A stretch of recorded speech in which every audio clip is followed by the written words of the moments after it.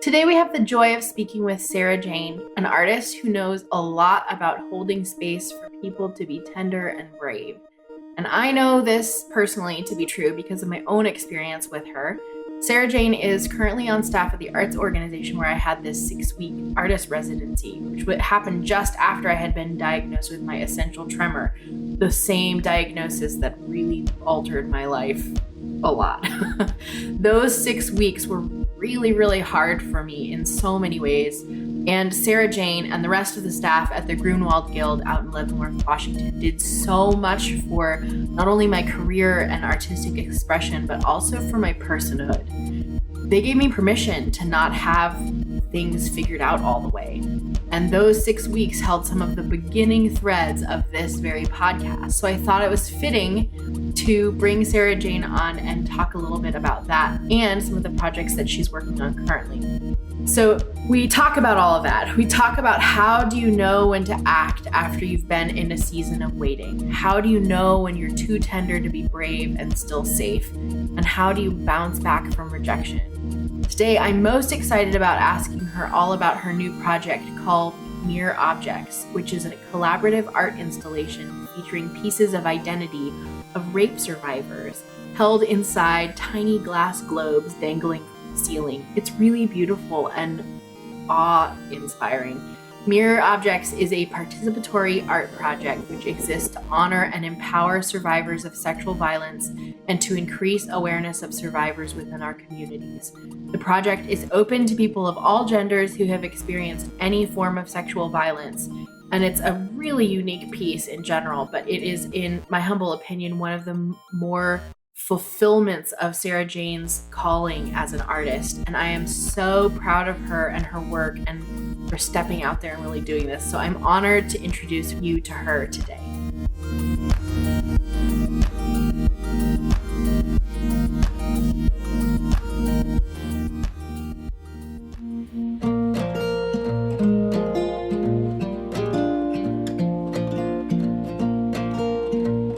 You're listening to Bare Naked Bravery, a weekly podcast hosted by me, Emily Ann Peterson. As a singer-songwriter, author, teaching artist, and creative entrepreneur, I encounter some really fascinating stories. I'm on a mission to reveal the depth and width of bravery and its benefits to creatives like yourself. More than ever today, our world needs bravery, unique bravery, from everyone. This is the place where you find it. There is no script or censorship today because that's how these facets of bare naked bravery are in real life. So if you're listening with little ears nearby, please know that some episodes may contain mature language and subject matter.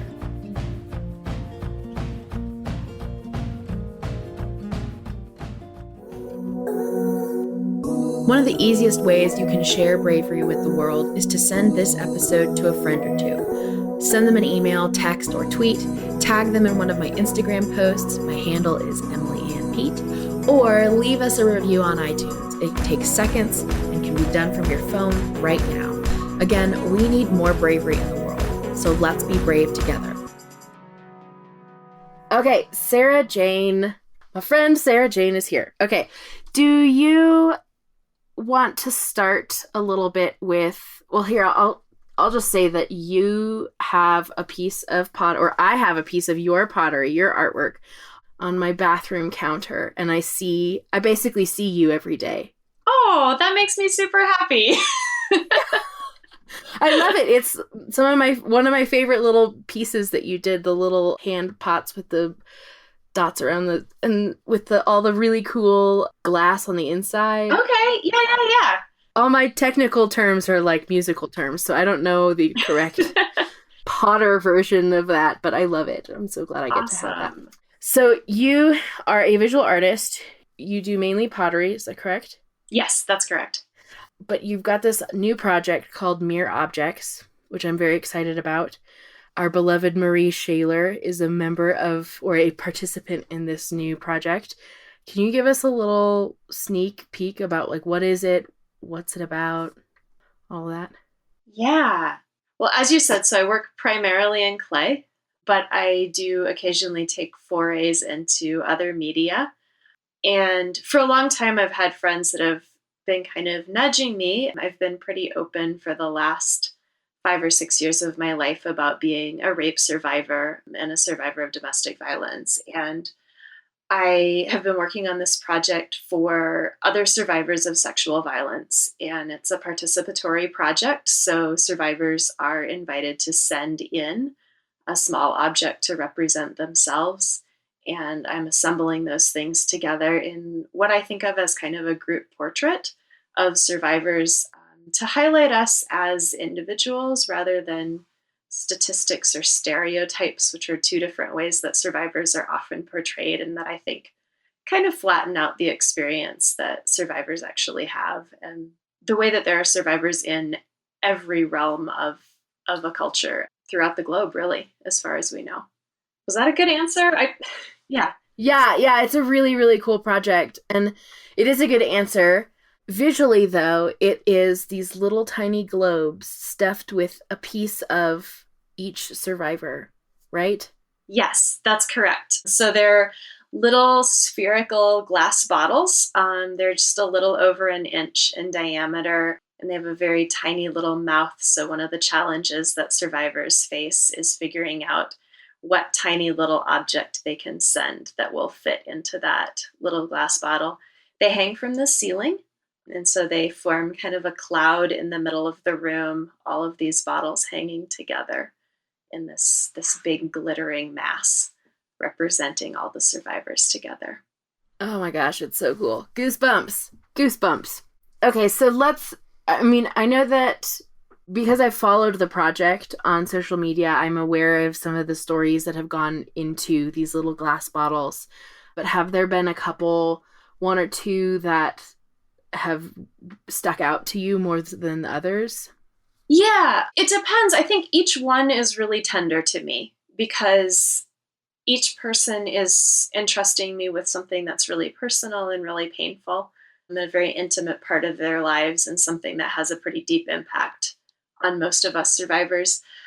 Sometimes I know more about a person's story or less, depending on how much they reveal to me. Some of them are sent anonymously. Other people are pretty brave about signing their names and putting return addresses, and sometimes contacting me on social media and saying, my object's in the mail. I think it's going to be there on Thursday. And so it's a different level of comfort for different people.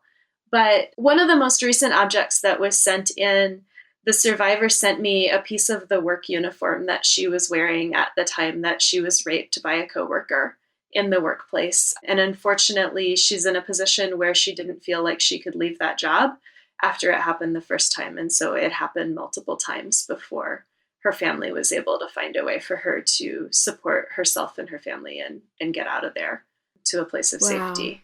So having a piece of that physical, the clothing that she was wearing at the time that she was assaulted, it's just a pretty tender thing to receive.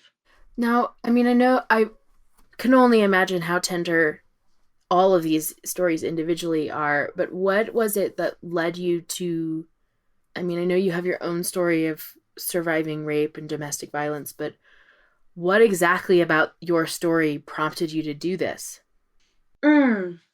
That's a great question. I spent a lot of years not making art about my experiences, and I'm not really sure why that was, if I just wasn't ready to do that, or if I didn't quite know what to make about it. But I had a moment last fall, and I could tell you it was October 26th. It was 12 years and 2 days after the first time that I was raped. And I was driving into town. I was minding my own business. I was not thinking about making art. I was not thinking about sexual violence. And just out of nowhere, this feeling hit me that it was time to make something for survivors, not just for myself, but specifically for the community of survivors that are out there. And so I came home that day and had a sense of like, well, I better do something now. I don't know how other people deal with bravery, but my feeling is, you do something now before you chicken out. And so I put a post out on Facebook and asked for other survivors to come alongside me and serve as kind of an advisory group. And that group was what wound up guiding the beginning of what turned into this project. So that was sort of where that came from, was That's just so that cool. little flash of insight. How do you stay open to that kind of insight as a creative?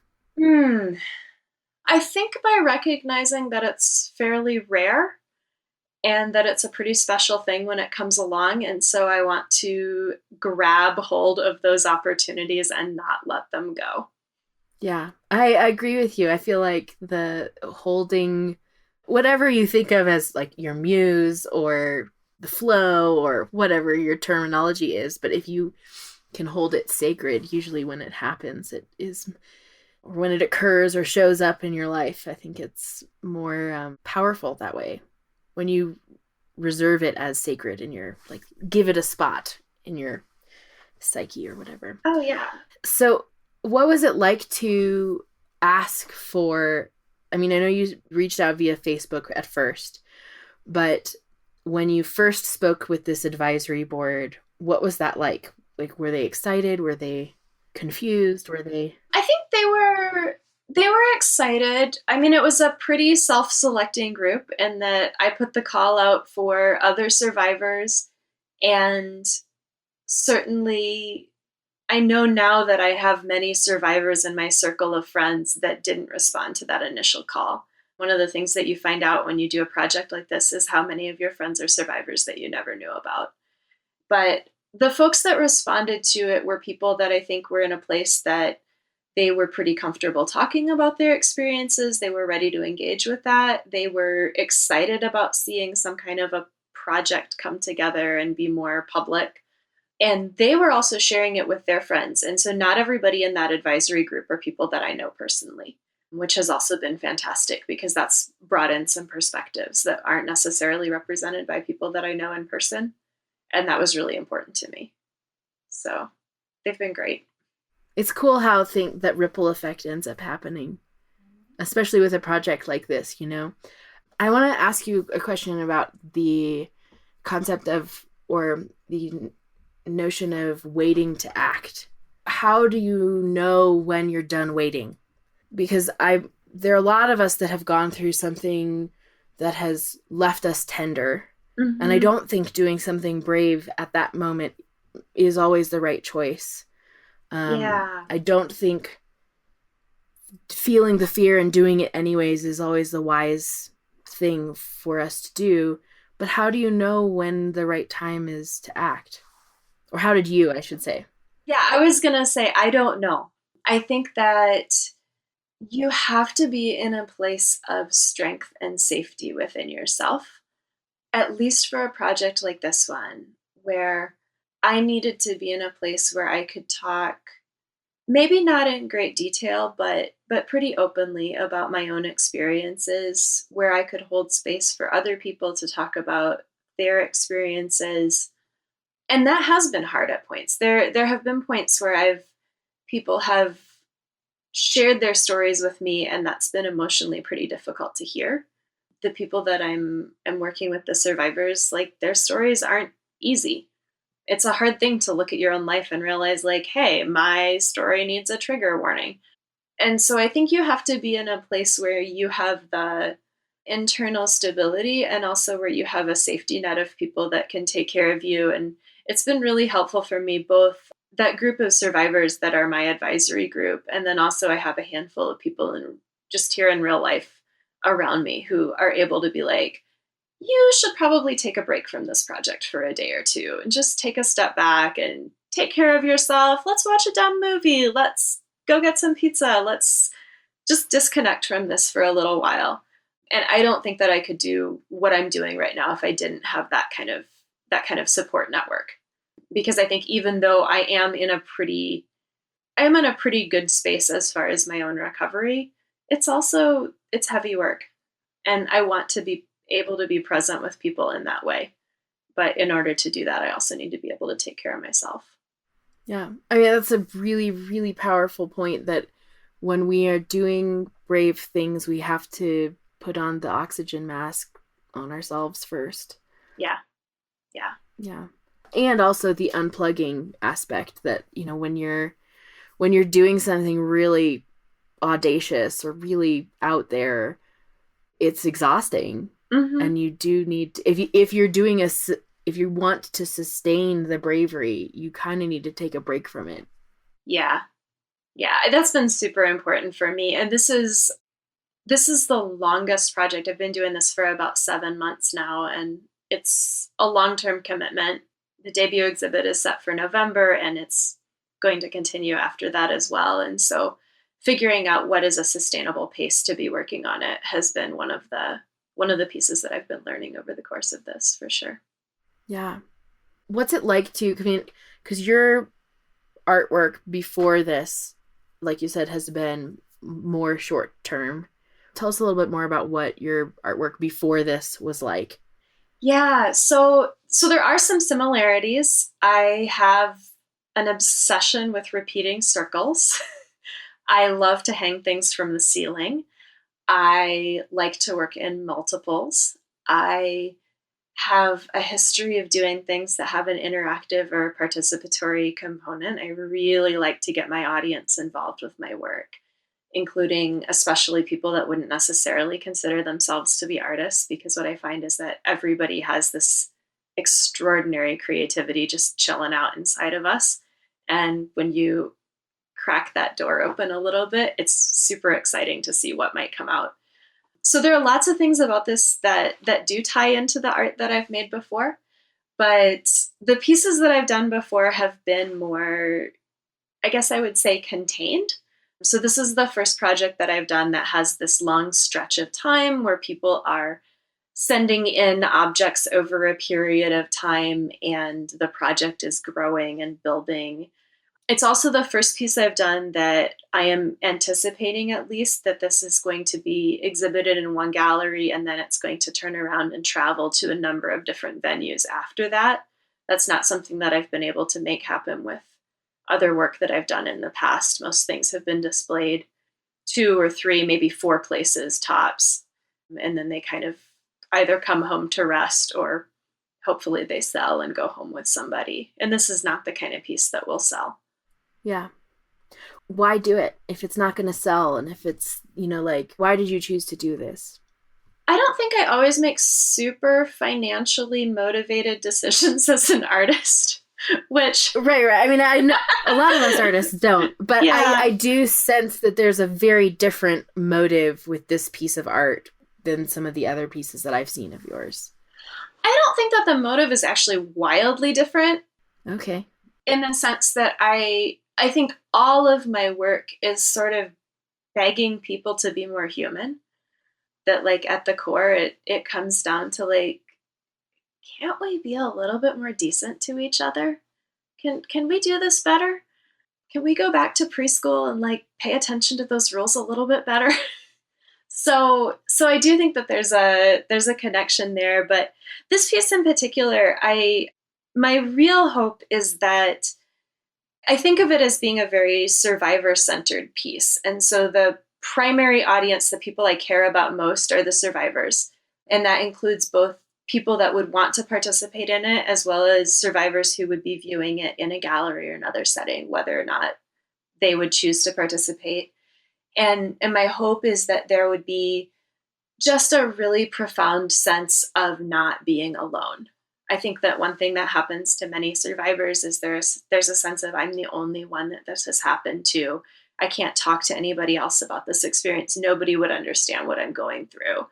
And so to see all of these objects together and just have a sense of, no, there are thousands of us and you're never alone. Like, you're just not.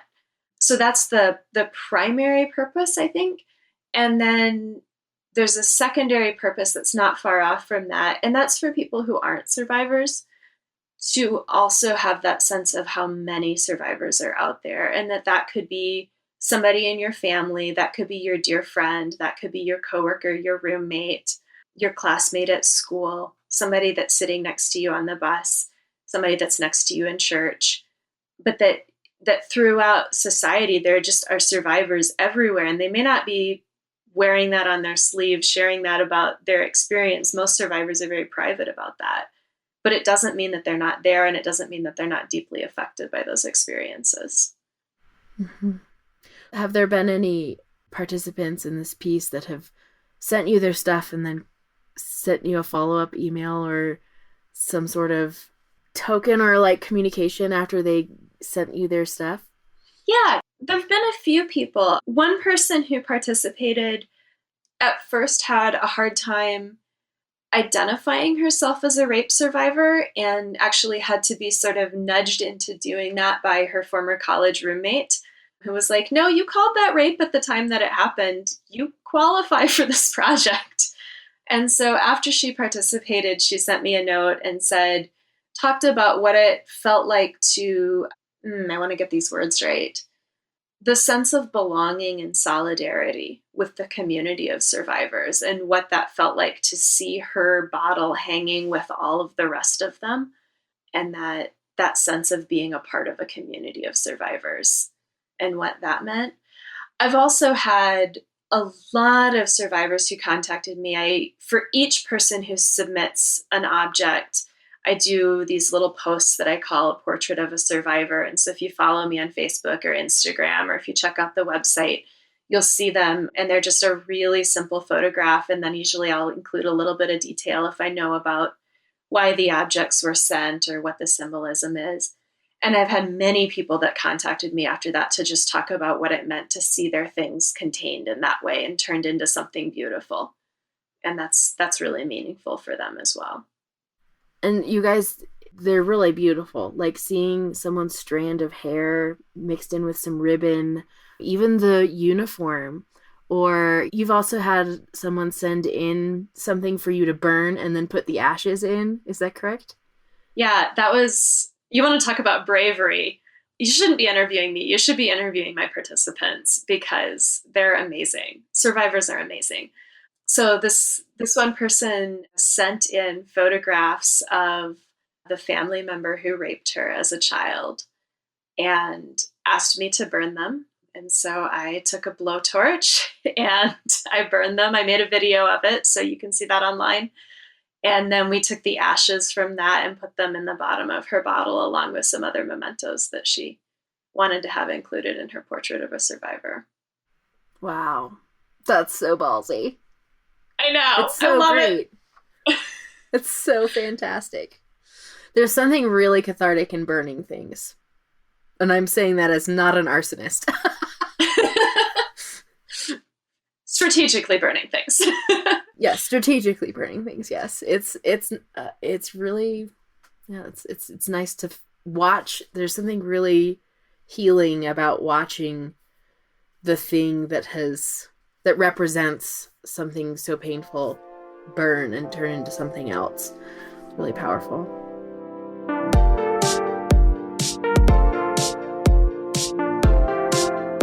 Putting together a podcast was a crazy idea I've had for a long while. One of the reasons I put it off so long was all the details, scheduling, to-dos, emailing, and editing processes required to publish a single podcast episode. It's a lot of work, but it's worth it. And Trello might be the single reason why you're listening to this podcast right now. It helped me set up a simple way to visualize the production process of every episode. And I'm a visual learner, so spreadsheets don't always do the trick with me. Trello will help you manage any project you've got going on. Family grocery lists, working with your assistant, brainstorming ideas, collaborating on that film project, or researching that ant farm hobby. Trello is simple on the surface, but has everything you need to get stuff done. Post comments for instant feedback, upload files from your computer, Google Drive, Dropbox, OneDrive, add checklists, labels, due dates, and so much more. And the notifications make sure you always know when important stuff happens. It's free, and you can sign up by going to barenakedbravery.com/Trello. TRELLO.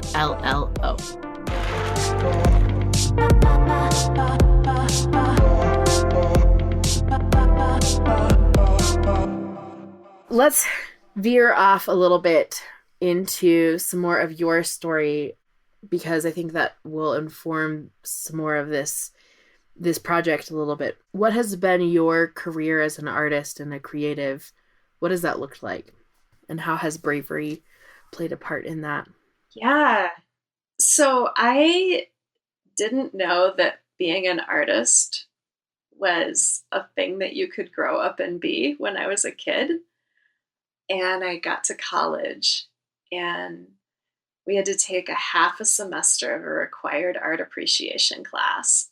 And I guess I was maybe not the brightest student in that class, because it was pretty close to the end of the class that it clicked with me that all of these cool things that we were studying were made by people that were artists, and like that was the thing that they were called to do with their lives.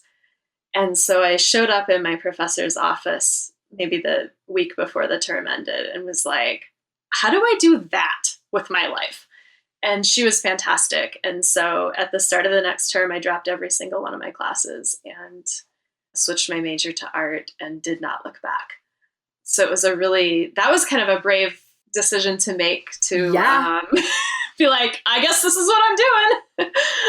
But it was really, I don't think I ever second guessed it. It was a really obvious thing to me. Like, well, what else would I do? This is clearly what I want to do. And I was really fortunate. I've been a professor, and I know that many art students do not have families that are supportive of that decision. And my family was 100% behind me. When I called my parents and told them what I was doing, they were like, oh, great, that's awesome. And so that's been a real blessing for me to just have that support from my family. I don't think that I'm somebody who is maybe naturally gifted in the arts. It's always been something that I've really had to struggle at and work harder at than it seems that many of my peers had to do. I was always very tender in critique. I joke that I cried after every single critique all the way through graduate school. And so I think it has taken a kind of bravery just to kind of stick with it at the points that it's been really hard, when things haven't come easy, or when I've gotten a lot of negative feedback that has felt really bad. But I also really wanted it and have had a sense that that was what I wanted to be doing. And I do have a really strong sense of calling. My faith plays into what I do, and I have a sense that this is the thing that I'm supposed to be doing in the world. And so that keeps me focused when things get a little bit hairy, keeps me on track. When you're in the face of rejection or heavy criticism, how do you bounce back from that? Because that's a doozy that I think a lot of creative entrepreneurs, even if they're just business and not necessarily, they're more entrepreneur than they are creative. Rejection is a thing that everyone deals with. What do we do? What do you do? Yeah, I go home and lick my wounds for sure. I'm pretty introverted, so I tend to process that alone. I don't share it with other people. If you see me on that day, you won't necessarily know how bad I'm feeling inside. And it really depends. I try always to learn something from it. So even if I don't think the criticism is valid, or even if I don't think that I have been treated fairly, I really do try to see, is there anything I can gain from this? Is there anything I can take away from it that's going to be valuable for me? And then once I'm feeling a little bit more grounded, then I try to come back and do better work the next time. I'm very stubborn. I do think that that's a virtue when it comes to dealing with criticism and rejection. It's hard to get rid of me. I'm with you. Sometimes stubbornness and being selfish and being stubborn is not always the character flaws that our society puts on them. Yeah. There's some gifts there in that. Okay, so you all of a sudden switched gears, majored in art, went to grad school, became an art professor. What has your art looked like over your lifetime? Like, how has it morphed? Because I'll interject and say that even just because you and I have known each other for 5 years now, I think. Something like that, yeah. I think something like that. And even just in the 5 years, I've seen the curve of your work change and morph. And it's been beautiful to watch. But I'm curious what your perspective is on that. Yeah. So the first thing that I really fell in love with as an artist was the human body. And I still do some figurative sculpture, although not as much as I used to. But that was the first show that I did. The first body of work that I created was all working from a live model and creating sculptures from that. And then when I got to graduate school, there was a lot of pressure to do things that were more contemporary, that were more conceptual. And so I wound up working on things that had more of an abstract. I once curated a show for somebody who, when we got to his work from graduate school, he was like, I don't remember what that was about. And I understand that. It's like, what was I doing? When I got to graduate school, there was pressure to be more conceptual, more contemporary, to have a more abstract focus. And so I moved away from the figure at that time. My thesis show, I made and gave away 1,500 bowls that I had made. And the idea that I was playing around with at that time was that I wanted to create something that couldn't be turned into a commodity. And I was sort of thinking about shared stewardship and drawing a community together around that.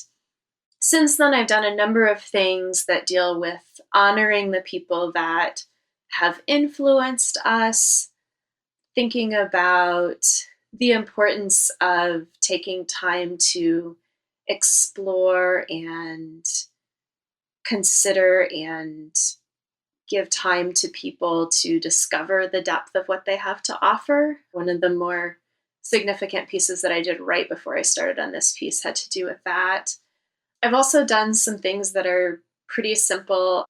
The evening after we're recording this podcast, I have an opening for an exhibit in Auburn, Washington, that's mosaics that are just based on Pacific Northwest imagery that I did in the probably 18 months after I moved out here from Kentucky, when I was just completely taken with this new exotic landscape and how beautiful it was. And so they're just sort of my like song of delight to this new place that I found myself. So I make a lot of different kinds of things, but I think in general, the trajectory of my art has been towards things that are cleaner and simpler, that have less ornamentation, less extra detail. I think I'm sort of trying to strip away all of that to figure out what's really the essence of what I want to say. And certainly with mere objects, I've been really deliberate. There's no part of this project that's handmade by me. So all the materials I'm working with are manufactured. I've been very careful in choosing the materials I'm working with, how I'm going to assemble them. I've done a lot of experimentation with what exactly are the right materials to do what I want. And so to my eye, it has my aesthetic all over it, but it doesn't really have my hand in it. And that's really deliberate because I want the objects that the participants submit to be the thing that really speaks, not me making a bunch of stuff. Yeah. So that's sort of me stepping back a little bit from it. But I think that's consistent with some of the other things that I've made recently as well. Yeah. It's really cool to see. It really, really, really is. It's very neat. So you guys who are listening, Sarah Jane was, or still is, present at the place that I went to when after I was diagnosed with my hand tremor. So Sarah Jane got to, I don't know if you probably picked up on it, but those 6 weeks of being in the mountains doing an artist residency was really powerful for me. I needed to creatively sulk, and finding that safe space to be tender and to wait before acting, that was really necessary for me in my career. And I know that to be true for some of the other artists and residents who have been at this art center called the Grunewald Guild. And we've interviewed Bethany Ray, who's another artist who is connected with the Grunewald Guild. She was on an earlier episode, and I'll link to that in the show notes if you're curious about it. But I am wondering, just out of sheer curiosity, because I was pretty wrapped up in my own grief and my own, what the hell is going on? What did you notice about that time? While you were in residence here? Because I'm always curious about how people observe other people's moments of bravery. Yeah. I think it was really significant because you had applied for residence before you were diagnosed with the essential tremor. And so you sent in a proposal. You said, I'm going to record this album on the cello. This is sort of the trajectory that my career and my work is going on. And then you arrived for the residency, and it was like your whole life had changed in between the time that you had been applying and making those plans and then the point that the residency was actually happening. And so I think even at that point, you were starting to think about transitioning over to doing more work on the keyboard and having some other outlets for your music that might be more sustainable long term, depending on how that diagnosis progressed. But it also seemed like you were in a place of really having to do a lot of processing of just what that was going to mean for you as a musician, as a relatively young person, as a human being. I mean, that's not a diagnosis that anyone expects to get. You were still in your 20s at that point, right? Yeah. Yeah, I was 27. Yeah. Yeah. I mean, that's a pretty life-changing thing to have happen.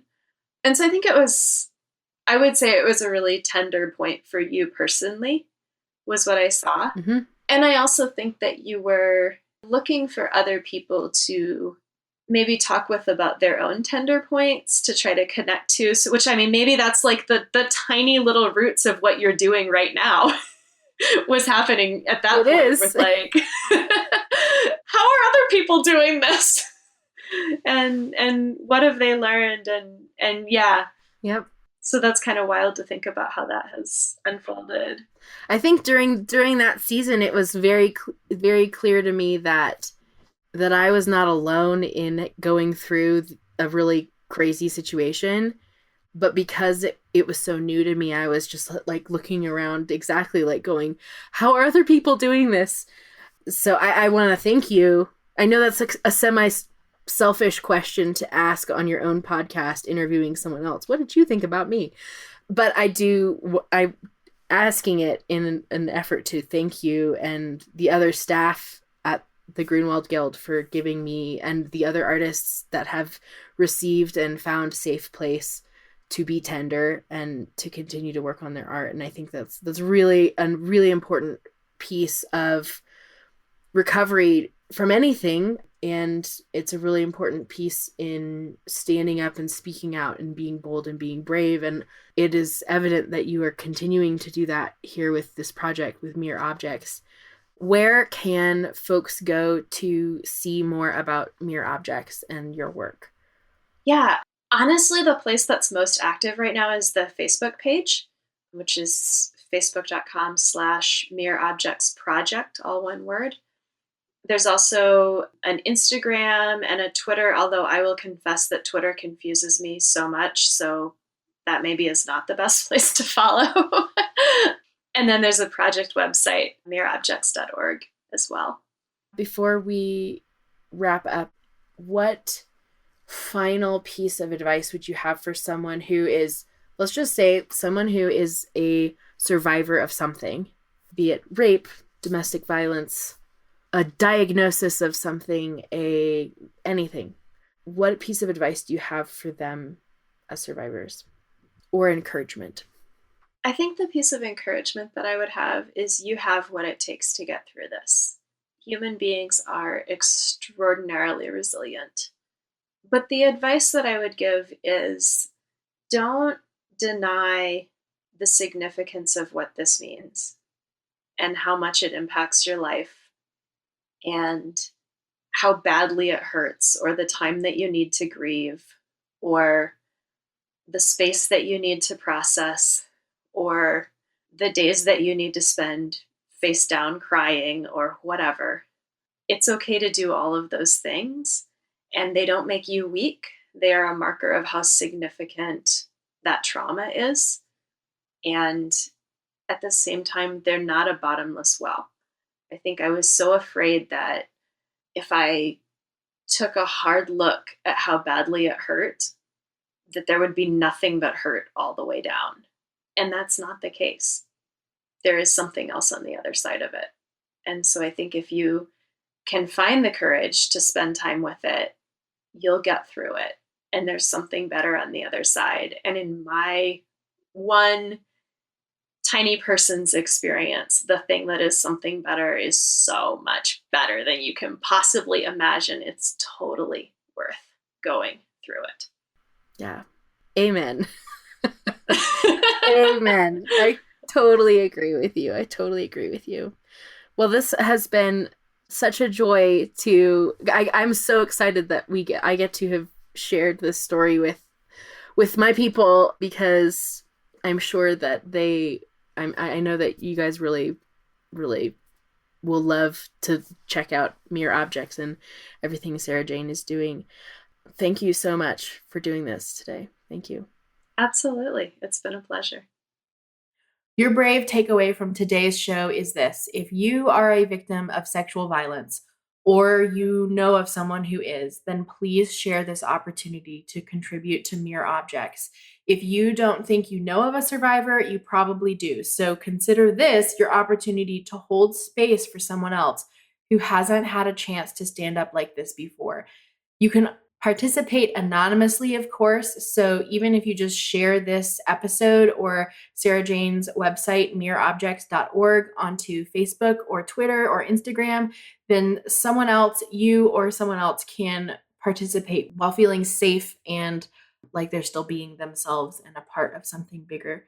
And they're not alone. You guys aren't alone. If you are a victim of sexual assault or sexual violence, then you are not alone at all. If you're curious or you have more questions, I have put Sarah Jane's contact info, including her email address, into our show notes for this episode. So go to barenakedbravery.com and search for Sarah Jane. Please don't hesitate to reach out to either of us if you have any questions or hesitations about any of this. This is a really cool project, and I want to make sure that all of us who can participate do. So beyond that, I know that Sarah Jane and I would love to hear all about your favorite parts of today's Bare Naked Bravery. Both she and I are members of the Bare Naked Bravery Facebook group, because she's a fellow podcast listener as well. So you can find both of us on Facebook, Twitter, Instagram, but especially in the Facebook group, which you can find by going to Facebook and searching Bare Naked Bravery. You'll be prompted with 2 questions, which helps us weed out the weirdos. That's what happens when your podcast has the word naked in it. That is our show this week. I am just so grateful for you hearing and listening to all of this. And if you enjoyed listening to this episode, then I really do think that you should probably help share and spread the bravery around. If you give us a review on iTunes, that's really helpful. That helps us get up higher into the list of searchable and findable podcasts in the iTunes podcast store. It really does help out a lot, and it takes like 2 seconds. So you can do that from your phone if you'd like, via the podcast app. Also, there is a bravery bundle available for you to download on the website. So just go ahead and check that out, because there's a coloring book, some songs, and a worksheet that has 12 prompts for your next moment of bravery, which might be participating in Mere Objects. Yeah, maybe. If you are digging the music in today's episode, that is because it is brought to you by my friends at Music Box Licensing. They are a premier creative music agency dedicated to finding and crafting unique soundtracks. I love those guys. To find out more about all the artists, musicians, and other sponsors of the show, visit barenakedbravery.com/sponsors. I am so looking forward to being with you later this week, and I know we've got some super awesome things in store for you. So before I go, I just want to remind you that I have one message. It's this: be yourself, be vulnerable, be improvisational, be imaginative, be brave, because the world really does need your bare naked bravery.